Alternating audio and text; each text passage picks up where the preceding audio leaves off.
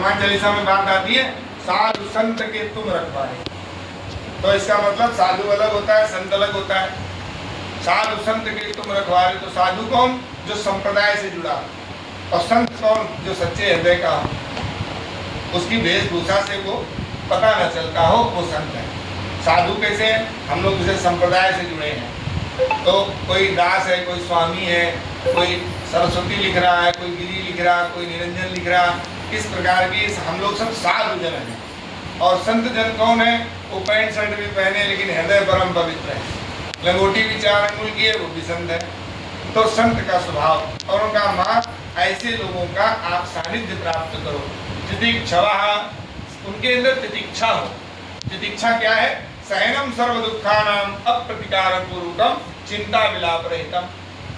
सा तितिक्षा, तितिक्षा शब्द जरूर छोटा है लेकिन इसका विस्तार बहुत बड़ा है।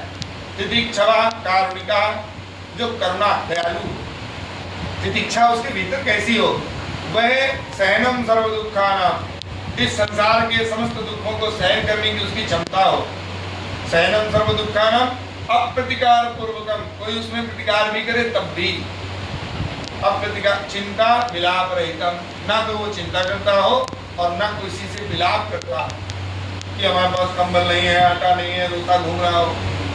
ऐसे साधु जनों की चरणों की सेवा करो, तुम्हारा तन पवित्र हो जाएगा। और कारुणिका, हृदय दयालु हो, समस्त देहधारियों के अंतःकरण में वह सबका सुहृद हो। सुहृदा सर्वदेहिना, वह सब में ये चिंतन करता हो कि सब में वही परमात्मा है जो मेरे अंदर है। ये बात ऐसे खाली ना हो कि कह रहे हो वो मानते ना हो, इसका परीक्षण करो मां। और फिर अजात शत्रुवा शांता, अजात शत्रु, वो अपने शत्रु से भी शत्रुता न रखता। साधवा साधु भूषण, ऐसे साधु साधु भूषण पुरुषों की चरणों की मां सेवा करने से भी भगवत प्राप्ति होती है। बोलो भक्तवत्सल भगवान की जय। उनके माता ने जब अपने पुत्र के मुख से सुना तो अपने पुत्र को ही गुरु बना लिया। बेटा भी गुरु बन सकता है, जैसे तुलसीदास जी ने पत्नी को गुरु बना लिया। अनिमित्ता भगवती भक्ति सिद्धे गरीयसी, जयत्यासुया कोसम निर्गीणम मनलो यथा।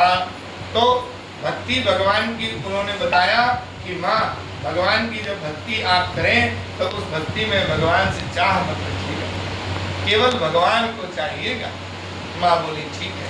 उसी प्रकार आज उनको बता करके चले गए। उन्होंने वहाँ जो तपस्या करी, जल रूप नदी धारा में परिणित हो गई। और कपिल भगवान अपने सांख्य योग के दर्शन को, आज सांख्य योग का जो दर्शन है वो वैसे लुप्त हो गया है, लेकिन इसी के 8 अध्यायों में थोड़ा प्राप्त हो जाता है।